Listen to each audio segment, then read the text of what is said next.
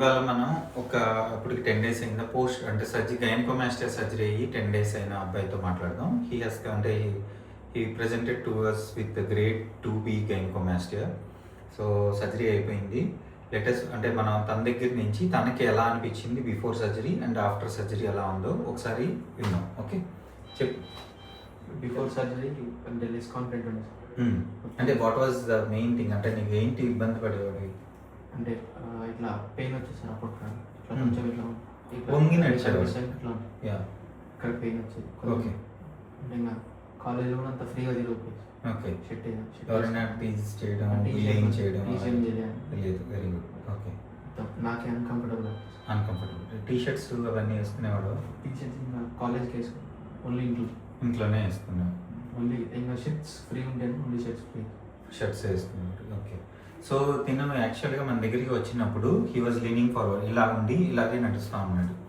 So వాళ్ళ father కూడా అదే మెయిన్ కన్సర్న్ చెప్పారు. సో వాళ్ళ పేరెంట్స్తో పాటు వచ్చాడనమాట. సో పేరెంట్స్ కూడా అంతా ఎక్స్ప్లెయిన్ చేసాం. ఇనీషియల్గా వాళ్ళు రిలక్టెంట్గా ఉన్నారు కదా, సర్జరీకి ఇది లేదు. బట్ వన్స్ మొత్తం అంతా క్లియర్గా ఎక్స్ప్లెయిన్ చేసి తనకి ఏం ప్రాబ్లమ్స్ ఫేస్ చేస్తున్నాడో ఇవన్నీ ఎక్స్ప్లెయిన్ చేసిన తర్వాత వాళ్ళకు ఒక బిలీఫ్ వచ్చింది. దెన్ దే అంటే యాక్సెప్టెడ్ ఫర్ సర్జరీ. సో అలాగా ఒక 10 days బ్యాక్ మనం సర్జరీ చేసాం. Now he is very confident. ఇప్పుడు ఎలా అనిపిస్తుందో చెప్పు. మొత్తం గట్టిగా చెప్పాలి. అంటే ఇట్లా మొత్తం ఇట్లా పైకి ఇలా ఉండగలుగుతున్నాం. కాన్ఫిడెన్స్ వచ్చిందా? ఓకే, ఇప్పుడు వేసుకుంటావు టీ షర్ట్స్? ఓకే, సో మేము బిఫోర్ ఆఫ్టర్ కూడా షేర్ చేస్తాము. He is very confident no. That is main aim of surgery గైనకోమాస్టియాలో ఏంటంటే confidence, to restore their confidence. Particularly age group 20-21 కదా. ఇప్పుడు ఇంజనీరింగ్ చేస్తుంది. ఏ year? BTech second year. So ఇలాంటి ఏజ్ గ్రూప్లో ఏంటంటే వీళ్ళు వాళ్ళ కెరీర్లో కానీ వాళ్ళ ఎడ్యుకేషన్లో కానీ ప్రోగ్రెస్ అవ్వాలి అంటే they need to be very confident. So అలాంటప్పుడు ఇలాంటి ఇష్యూస్తో కొద్దిగా సఫర్ అయ్యి ఎక్కువగా సోషలైజ్ అవ్వకపోవడం వల్ల వీళ్ళ ఛాన్సెస్ కోల్పోతూ ఉంటారు.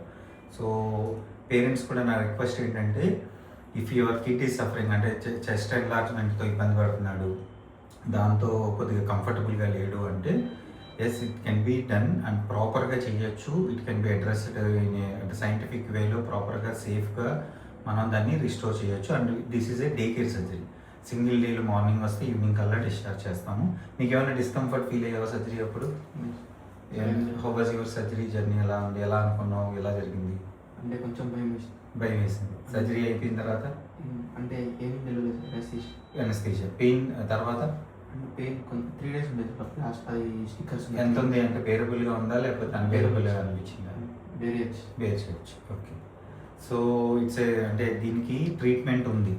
ఓకే, సో పేరెంట్స్కి చెప్పేది ఏంటంటే it can be cured completely. వాళ్ళ కాన్ఫిడెన్స్ని రిస్టోర్ చేయగలుగుతాం ఈ సర్జరీతో. But you should always consult a board certified plastic surgeon for your gynecomastia concerns. Thank you.